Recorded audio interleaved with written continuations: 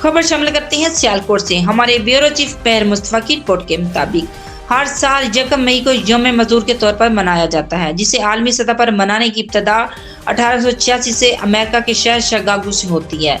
लेकिन अफसोसनाक पहलू ये है कि इस दिन की अहमियत और अपने हकूक से खुद मजदूर तबका ही लाइलम होता है।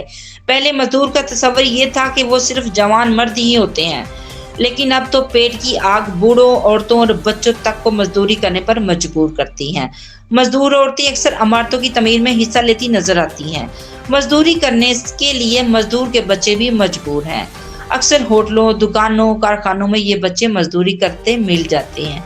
अगरचे बच्चों को मजदूरी करना और कराना कानूनन जुर्म करार दिया गया है, लेकिन जब कानून इन मजदूर बच्चों की गुर्बत और अफलास का कोई मुतालबा पेश करने में नाकाम है, तो फिर इन्हें मजदूरी करते हुए कैसे रोका जा सकता है।